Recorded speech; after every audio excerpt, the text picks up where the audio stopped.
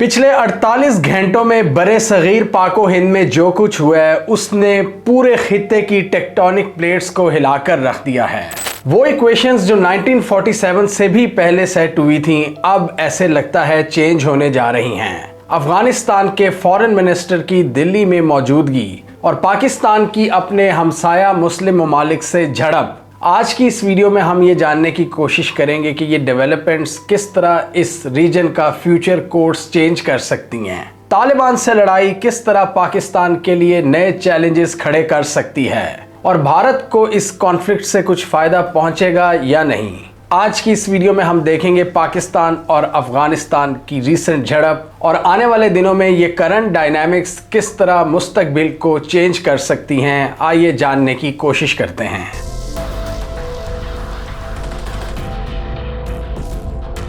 सबसे पहले तो हम इस वीकेंड पर होने वाली पाक अफगान झड़प पर नज़र डालते हैं और उसके बाद देखेंगे मुत्तकी की भारत में मसरूफियात। तो ये वीकेंड नाइट ऐसी गुजरी है जिसने पूरे पाक अफगान बॉर्डर को हिलाकर रख दिया है और कोई 2-3 एरियाज गर्म नहीं हुए। पाक अफगान बॉर्डर जो कि 2600 किलोमीटर से ज़ायद लंबा बॉर्डर है उसके हर तरफ गोलियां चली हैं, मतलब पूरी पट्टी पर, जिसमें मेन बॉर्डर क्रॉसिंग्स जैसे कि अंगूर अड्डा, तोरखम, स्पिन बोलदाक, इसके अलावा बाजौड़, कुरम, दीर, चित्राल, कुनड़, नंगरहार, पक्तिका, खोस्त, हेलमंद, दोनों साइड्स पर ज़बरदस्त फायरिंग का तबादला व गोला बारूद बरसाए गए हैं। ना सिर्फ केपी वाली साइड पर बल्कि वो इलाके जो कि बलूचिस्तान से मिलते हैं वहां तक इनकी झड़पें हुई हैं, जिनमें पेशीन, जोब, चागी के इलाके शामिल थे। और ये कार्रवाई तालिबान की जानिब से शुरू की गई थी पाकिस्तान की एयर स्ट्राइक्स के जवाब में। बेसिकली यहाँ पर तालिबान की लीडरशिप ने अपनी आवाम को दिखाना था कि हम पाकिस्तान को जवाब दे सकते हैं, क्योंकि वहाँ की सियासत में एंटी पाकिस्तान सेंटिमेंट बहुत ज़्यादा इस्तेमाल होता है और हर मुल्क को किसी न किसी दुश्मन की तलाश होती है। तो फिलहाल अफगान्स ने पाकिस्तान को एक दुश्मन तस्लीम किया हुआ है, तो तालिबान पर अपनी आवाम की तरफ से एक प्रेशर आ रहा था कि ये जवाब क्यों नहीं दे रहे पाकिस्तान ने जो एयर स्ट्राइक्स की थी टीटीपी पर, जिसमें पाकिस्तान के मुताबिक उन्होंने नूर वली महसूद को टारगेट किया जो कि टीटीपी का टॉप कमांडर था। तो उसके जवाब में उन्होंने स्ट्राइक्स की और पाकिस्तान फिर चुप बैठने वाला नहीं था। पाकिस्तान ने ऐसी कारी ज़रब लगाई है पूरे अफगान बॉर्डर पर कि जिससे तालिबान का इंफ्रास्ट्रक्चर बुरी तरह से तबाह बर्बाद हुआ है बॉर्डर पर। पाकिस्तान के मुताबिक हमारे 23 सोल्जर्स इस पूरी झड़प में शहीद हुए हैं, जबकि तालिबान और इनके जो साथी हैं, जो दहशतगर्द हैं, उनके 200 से ज़ायद लोग मारे गए हैं, जिसमें ज़्यादातर टीटीपी के लोग मौजूद थे। पाकिस्तान के मुताबिक हमने टीटीपी की महफूज पनाहगाहों को निशाना बनाया है और उन जगहों को निशाना बनाया है जहां पर ये पनाह लेते हैं तालिबान के इंफ्रास्ट्रक्चर के तहत। इसके अलावा अफगान तालिबान का 2nd बटालियन हेडक्वार्टर्स उसको भी तबाह किया गया है बराबचा के इलाके में।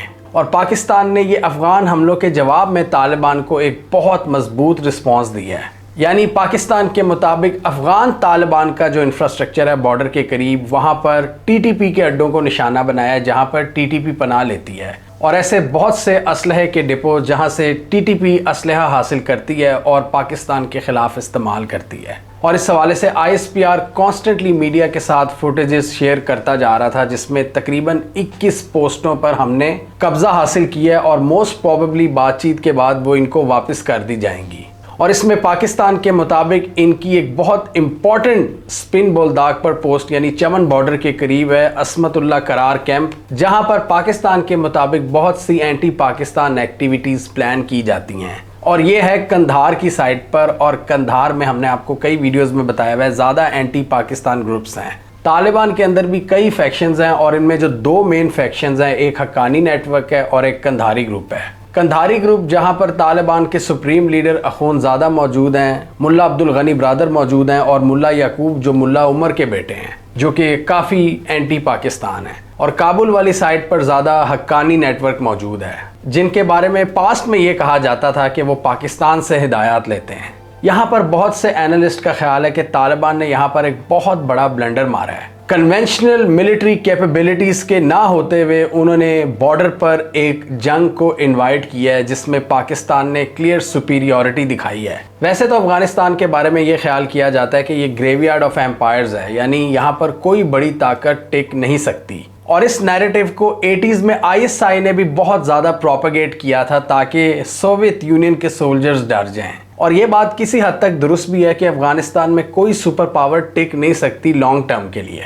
आज से 4 साल पहले इस वीडियो में हमने एक्सप्लेन किया था कि किस तरह अफगान्स ने बड़ी बड़ी सुपर पावर्स को यहाँ से निकाला हुआ है, चाहे वो ब्रिटिश किंगडम हो, सोवियत यूनियन हो या अमेरिका बहादुर हो। लेकिन यहाँ पर सिचुएशन डिफरेंट थी और बॉर्डर क्लैशेस थे जिनका तालिबान को कोई एक्सपीरियंस नहीं है। तालिबान एक्सपर्ट हैं गोरिल्ला वॉरफेयर टैक्टिक्स में, एम्बुशेस और छुपकर हमला करने में और शहरों के आसपास अपने ठिकाने क्रिएट करने में। लेकिन कन्वेंशनल कैपेबिलिटीज़ के हवाले से देखा जाए तो यहाँ पर पाकिस्तान बहुत सुपीरियर है, जिसका खुद एतराफ़ मुत्तकी ने किया है दिल्ली में बैठकर के पाकिस्तान की आर्मी बहुत मजबूत है, उनका इंटेलिजेंस नेटवर्क भी बहुत बड़ा है, उनकी कन्वेंशनल कैपेबिलिटीज़ बहुत ज़्यादा हैं। तो सवाल ये पैदा होता है कि अफ़गान्स ने ये गलती क्यों की बॉर्डर पर एक बड़ा पंगा लेने की, जिसका उनको मुंह तोड़ जवाब दिया गया है और पाकिस्तान ने बासानी उनकी 21 पोस्टों पर कब्जा किया है। इसके अलावा अफ़गानिस्तान के पास कोई ख़ास एयर पावर भी नहीं है, थोड़े बहुत हेलीकॉप्टर वो ऑपरेट करते हैं नेटो फोर्सेस के छोड़े हुए। इसके अलावा उनकी एयर फोर्स पावर ज़ीरो है और पाकिस्तान के पास वहाँ भी एक एज है और क्लियरली एक सुपीरियॉरिटी है स्ट्रेटेजिक और टैक्टिकल कैपेबिलिटी में।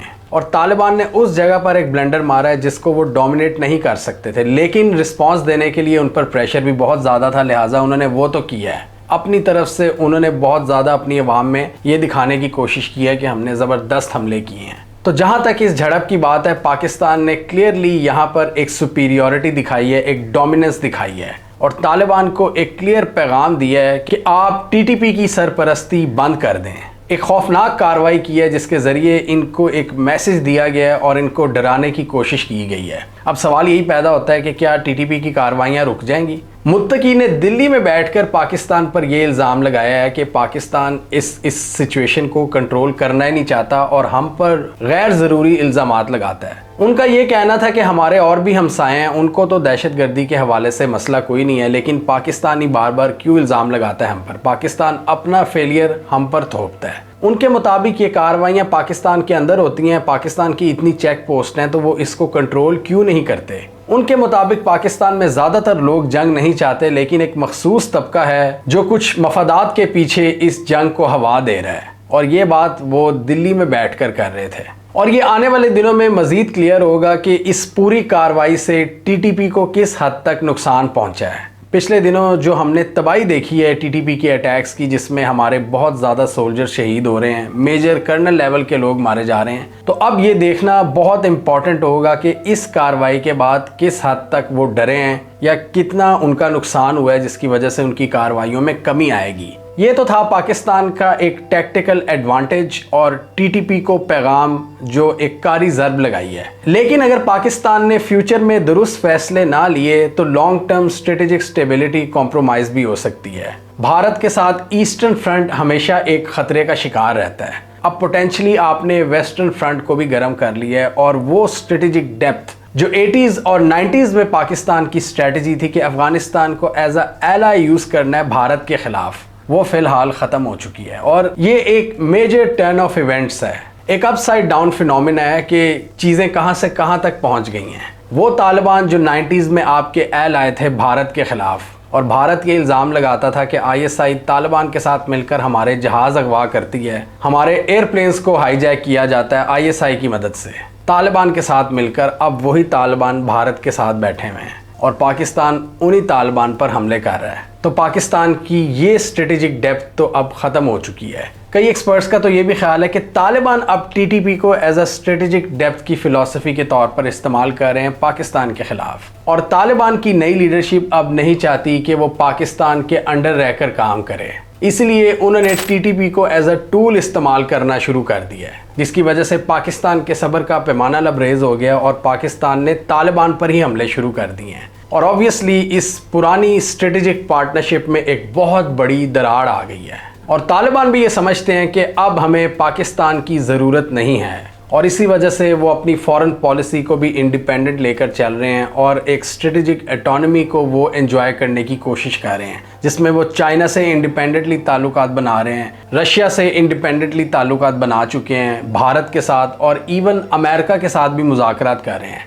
हिस्टोरिकली अमेरिकन, रशियंस और चाइनीज़ को आपकी ज़रूरत पड़ती थी पाकिस्तानियों की कि वो तालिबान से उनकी बातचीत करवाए, लेकिन तालिबान अब खुद इन ममालिक से बातचीत कर रहे हैं, उनको पाकिस्तान की ज़रूरत नहीं रही। और इस तरह पाकिस्तान की जो एक स्ट्रेटेजिक डेप्थ थी वो अब ख़त्म हो चुकी है। और यही अफगान्स जो पहले 60s 70s में कहा करते थे कि अगर पाकिस्तान की लड़ाई भारत से होगी तो हम फ्रंट लाइन सिपाहियों के तौर पर लड़ेंगे, अब वो खुद भारत के दोस्त बन चुके हैं। और इसके अलावा भारत की TTP और BLA को सपोर्ट भारत को क्लियरली ये एज 9/11 के बाद मिला है, जब अमेरिकन और नेटो फोर्सेस अफगानिस्तान में आई हैं और उन्होंने भारत को एक स्पेस दी जिसमें भारत ने वहां पर अपने ताल्लुकात कायम किए। उससे पहले भारत का मेन एलाय नॉर्दर्न अलायंस था जिसका अब कुछ पता नहीं है, लेकिन रिपोर्ट्स के मुताबिक अब पाकिस्तान की ये कोशिश है कि नॉर्दर्न अलायंस के उन फैक्शंस को जमा किया जाए और तालिबान के खिलाफ एक फ्रंट बनाया जाए, जो मेरे हिसाब से एक मुश्किल चीज़ होगी क्योंकि तालिबान का जो कंट्रोल है अफगानिस्तान पर वो बहुत मजबूत है और पाकिस्तान के लिए ये आसान काम नहीं होगा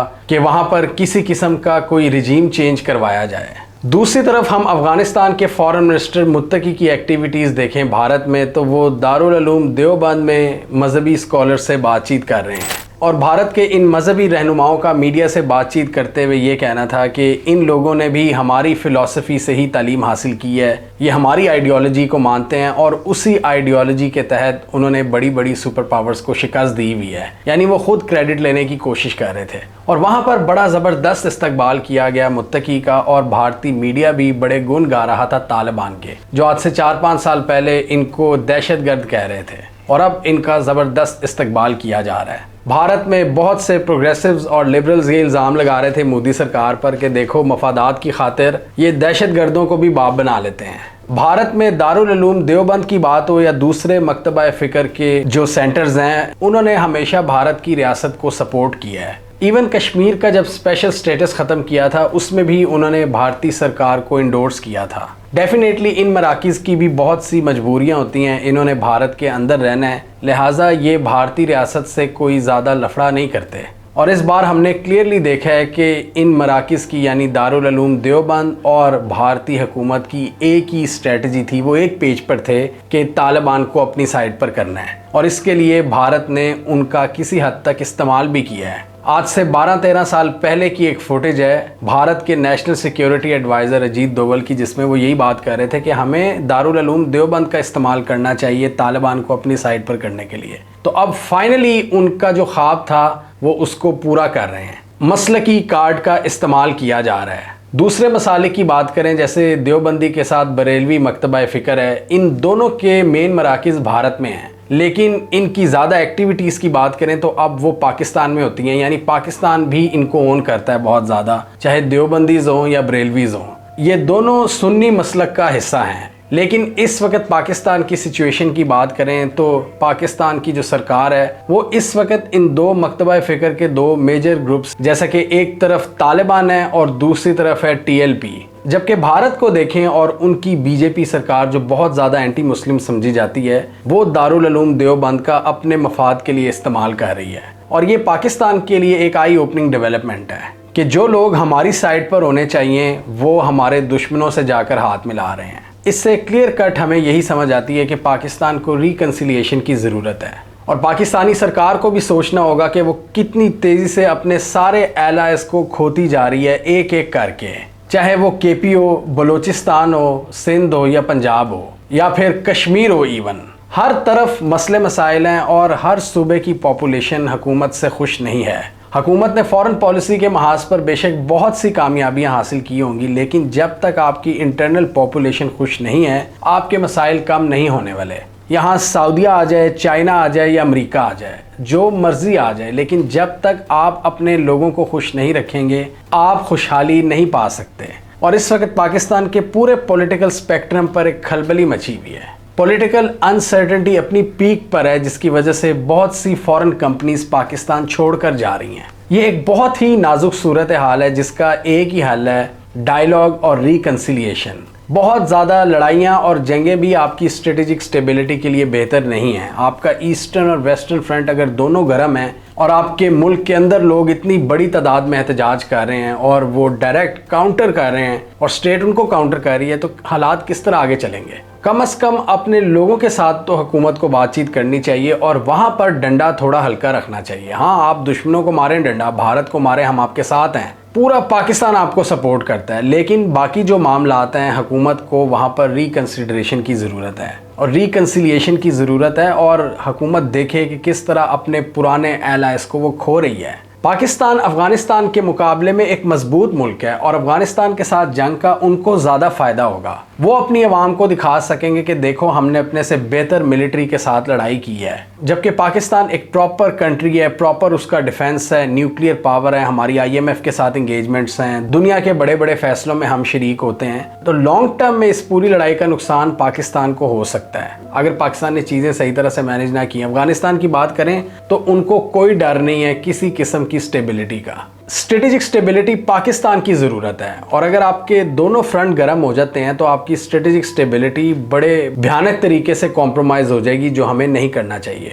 और स्ट्रेटेजिक स्टेबिलिटी आपकी बॉर्डर पर प्रॉपर फोर्स की मदद से होती है। अफगान्स के पास तो वो नहीं है, वो तो इंटरनली बड़े मुश्किल से अपने मुल्क के मामलात को चला रहे हैं और उनके लिए हर चीज़ एक एडवेंचर है। उन्होंने 20 साल गुरिल्ला वॉरफेयर लड़ी है अमेरिकन से और उनके पास ज़्यादा खोने को कुछ नहीं है। ज़्यादा स्टेक्स पाकिस्तान के दाव पर लगे हुए हैं और इसलिए हम देखते हैं कि तालिबान को कोई ख़ास फ़र्क नहीं पड़ता जब उनसे दुनिया कहती है कि आप इस दहशतगर्द ग्रुप को कंट्रोल करें या उसको कंट्रोल करें। पास्ट में 2001 में जब अमेरिका इधर आया था तो इन्होंने मुतालबा किया था कि उसामा बिन लादेन को हमारे हवाले करो। उन्होंने एक उसामा की खातिर अपनी हुकूमत गवा दी, अपने इतने लोग मरवा दिए, अपने ऊपर कारपेट बॉम्बिंग करवा दी, लेकिन अलकायदा का साथ नहीं छोड़ा। तो क्या वो हमारे कहने पर TTP के ख़िलाफ़ एक्शन लेंगे? कभी भी नहीं।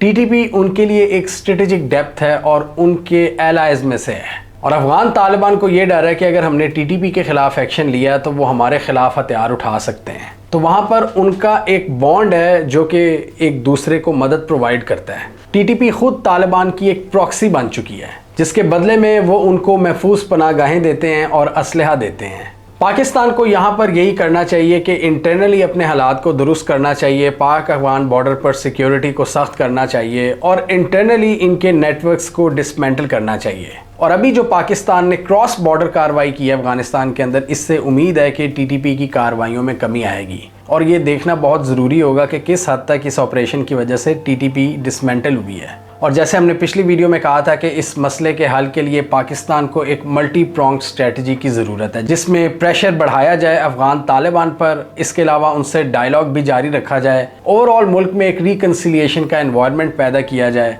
और डायलॉग और टारगेटेड ऑपरेशंस की एक जॉइंट स्ट्रेटजी को फॉलो किया जाए, जो पाकिस्तान ने पिछले कई सालों में करने की कोशिश की भी है। पाकिस्तान के ISI चीफ और पाकिस्तान के वज़ीर दिफा और पाकिस्तान के वज़ीर ख़ारजा पिछले 2-3 सालों में मल्टीपल टाइम्स गए हैं अफ़गानिस्तान में और तालिबान लीडरशिप से बातचीत की है, वो भी करके देख लिया और हार्ड हैंड का इस्तेमाल भी अब हमने कर लिया है और देखना ये है कि अब ये स्ट्रेटजी कितनी कारआमद जाती है। लेकिन अल्टीमेटली इसका हल पीस टॉक से ही निकलेगा और लॉन्ग टर्म स्ट्रेटेजिक स्टेबिलिटी के लिए पाकिस्तान को अफगानिस्तान में ज़्यादा से ज़्यादा एलाइज ढूंढने की ज़रूरत है, ना कि उनको एलियनेट करने की ज़रूरत है कि वो भारत के साथ मिलकर हमारे ख़िलाफ़ 2 फ्रंट वॉर बना लें और पाकिस्तान को दोनों तरफ से तंग करें। ये बात मैं प्योरली पाकिस्तान की लॉन्ग टर्म स्ट्रेटेजिक स्टेबिलिटी को मद्देनज़र रखते हुए कह रहा हूँ कि अगर हमारे दोनों फ्रंट्स गर्म हो गए तो पाक आर्मी के लिए चैलेंजेस बहुत ज़्यादा बढ़ जाएंगे। ऑलरेडी बहुत सी शहादतें हो रही हैं, हमें उनको कम करना है। हमारा ज़्यादा मिलिट्री इक्विपमेंट भारत के लिए है और वेस्टर्न साइड को हमें सिक्योर बनाने की ज़रूरत है। और अफगान तालिबान की हुकूमत में जो मुख्तलिफ धड़े हैं उनमें उन धड़ों को एतमाद में लेना चाहिए जो पाकिस्तान से मुज़ाकरात करना चाहते हैं और पाकिस्तान के ख़िलाफ़ जो होस्टाइल एलिमेंट्स हैं उनको आइसोलेट करने की कोशिश करनी चाहिए। और उम्मीद है इस कार्रवाई से कंधारी ग्रुप को भी एक क्लियर पैगाम गया होगा कि वो पाकिस्तान के ख़िलाफ़ जो राग अलापते रहते हैं और भारत के साथ बातचीत को बढ़ावा देते हैं, उनकी इस कार्रवाई से आंखें खुल जानी चाहिए। और पाकिस्तान को इस हवाले से भी मोहतात रहना होगा कि कहीं वो किसी नई ग्रेड गेम का हिस्सा तो नहीं बन रहा, क्योंकि जिस तरह हमने डील्स किए हैं पिछले दिनों अमेरिका से रेयर अर्थ मिनरल्स के हवाले से, ये सारे एरियाज़ गर्म हैं और पाक अफगान बॉर्डर के करीब हैं। डोनाल्ड ट्रंप की बगराम एयरबेस को हासिल करने की ख्वाहिश और पसनी में एक नई अमेरिकन पोर्ट की रिपोर्ट्स, ये सारी चीज़ें हमें कहीं ना कहीं इशारा दे रही हैं कि अमेरिका इस रीजन में वापस आना चाहता है और एक नई ग्रेट गेम हमारे इस रीजन में बल्कि हमारे मुल्क में शुरू हो सकती है। और अमेरिका चाइना के इन्फ्लुएंस को काउंटर करने के लिए इस तरह के इकदाम उठा सकता है। अमेरिका जिसको मल्टीपल फ्रंट्स पर नाकामी का सामना हुआ है पिछले कुछ सालों में, जैसा कि यूक्रेन का फ्रंट है, जैसा कि अफ़गानिस्तान का फ्रंट है, अफ़गानिस्तान में जिस तरह से वो निकले हैं, और चाइना जो पिछले कई सालों में बड़ी बड़ी स्ट्रेटेजिक कामयाबियां समेट रहा था, जिस तरह उन्होंने सऊदी अरब और ईरान की दोस्ती करवाई, फिर वो सीरिया में एंटर हो रहे थे, और बाद में फिर जिस तरह जंगें एकदम शुरू हो गई, बहुत सी जगहों पर इन्होंने चाइना को नुकसान पहुंचाया और चाइना पीछे हटने पर मजबूर हुआ है। तो यहाँ भी ऐसा नहीं होना चाहिए कि पाकिस्तान के अंदर अमेरिका चाइना को काउंटर करने की कोशिश करे या ये ग्रेट पावर कंपटीशन पाकिस्तान में खेला जाए। हिस्टोरिकली पाकिस्तान ने इस ग्रेट पावर कंपटीशन से बहुत ज़्यादा नुकसान करवाया है, अपने बहुत से लोग मरवाए हैं। जब सोवियत यूनियन और अमेरिका 80s में यहाँ पर लड़ रहे थे और पाकिस्तान उस जंग में कूद गया था। अभी पाकिस्तान के साथ मौजूदा सुपर पावर्स के साथ बेहतरीन ताल्लुकात हैं, चाइना हो या अमेरिका हो। तो पाकिस्तान को इन दोनों सुपर पावर्स को अपने फ़ायदे के तौर पर ही लेना चाहिए। चाइनीज़ और अमेरिकन इन्वेस्टमेंट्स दोनों को सिक्योर करना चाहिए और ऐसा इन्वायरमेंट ना बने जिससे कोई सुपर पावर यहाँ पर अपना स्ट्रेटेजिक एज हासिल करने की कोशिश करे पाकिस्तान की सरजमीन से, चाहे वो बगराम एयरबेस हो या अरेबियन सी पर पाकिस्तान की कोई बंदरगाह। पाकिस्तान और अफ़गानिस्तान के जो दोस्त हैं वो भी सिमिलर हैं, चाइना, रूस और सऊदी अरेबिया। अफ़गानिस्तान भी इन्हीं ममालिक के साथ अपने ताल्लुकात को बेहतर कर रहा है, लेकिन अब यहाँ पर जो डिफरेंस आया है वो है भारत का, जिसने पाकिस्तान के अंदर भी बहुत से शक व शुबहात को जन्म दे दिया है। ये बात क्लियर थी कि भारत टीटीपी और BLA को तो सपोर्ट करता है, लेकिन अब पाकिस्तान के स्ट्रेटेजिक हल्के सोच रहे हैं कि क्या अफ़गान तालिबान भी भारत की इमा पर पाकिस्तान मुखालिफ कार्रवाइयाँ कर रहे हैं और TTP को प्रमोट कर रहे हैं। अगर ऐसा है तो अफ़गान तालिबान ये बहुत बड़ी गलती कर रहे हैं और इसके जवाब का एक ट्रेलर पाकिस्तान ने इनको दिखा दिया है और देखना यह है कि इससे TTP किस हद तक डिसमेंटल होगी। इस हवाले से बहुत से अफ़गान थिंकर्स का भी ये ख्याल है कि अफ़गानिस्तान की जो करंट हुकूमत है तालिबान की, उनको जल्दी नहीं करनी चाहिए भारत से दोस्ती करने में। भारत ज़्यादा से ज़्यादा इनको क्या ऑफ़र कर सकता है? 5-6 एम्बुलेंसेज। हिस्टोरिकली पाकिस्तान ने इनका साथ दिया है, पाकिस्तान के साथ इनकी सरहद लगती है। भारत अगर अफ़गानिस्तान के साथ कोई तिजारत कर भी सकता है तो वो चाबहार पोर्ट के ज़रिए करेगा, जिस पर ऑलरेडी सैंक्शंस लगी हुई हैं। तो अफ़गान्स हिस्टोरिकली पाकिस्तान की पोर्ट्स का इस्तेमाल करते हैं और पाकिस्तान ही इनकी मदद करता है इनकी ट्रांजिट ट्रेड में, और इसके अलावा पश्तून पॉपुलेशन का जो कनेक्शन है वो भी पाकिस्तान के साथ है। तो ये क्लियर है कि लॉन्ग टर्म में भारत इनको कोई फ़ायदा नहीं पहुंचा सकता, लेकिन अफ़गान सॉइल को इस्तेमाल करके भारत पाकिस्तान को कारी ज़र्ब ज़रूर लगाता है। तो भारत और तालिबान की इस एंगेजमेंट में भारत को स्ट्रेटेजिक एज ज़रूर है, लेकिन तालिबान के पास हासिल करने को कुछ नहीं, सिर्फ इसके कि वो पाकिस्तान को एक गुस्सा दिला सकते हैं कि देखो हम तुम्हारे दुश्मन के साथ जाकर बैठ गए हैं। इसके अलावा भारत इनको कुछ सब्सटेंशियल ऑफर नहीं कर सकता, और मेरा हमेशा से ये मानना है कि ये पाकिस्तान और अफ़गानिस्तान है जिनका फ्यूचर शेयर्ड है। रीजनल कनेक्टिविटी के तहत इन्होंने मिलकर आगे बढ़ना है, जिसमें चाइना, रूस और ईरान की सपोर्ट भी शामिल होगी। हमें कमेंट सेक्शन में बताइए आपके ख्याल में पाकिस्तान की इन कार्रवाइयों से TTP को किस हद तक नुकसान पहुंचा है, और आपके ख्याल में क्या तालिबान और भारत का एक लॉन्ग टर्म अलायंस बनने जा रहा है पाकिस्तान के ख़िलाफ़, और आपके ख्याल में ऐसा कभी नहीं होगा और पाकिस्तान और अफ़गानिस्तान ही असल में लॉन्ग टर्म शराकतदार बनेंगे? कमेंट कीजिए। इसके अलावा हमारा YouTube चैनल सब्सक्राइब कर लो, साथ ही वो बेल आइकॉन भी दबा लें ताकि वो स्टोरीज दुनिया भर से और पाकिस्तान से जिनकी मेन स्ट्रीम मीडिया पर प्रॉपर कवरेज नहीं होती, हमारे प्लेटफॉर्म के थ्रू आप तक टाइम पर पहुंच जाएं।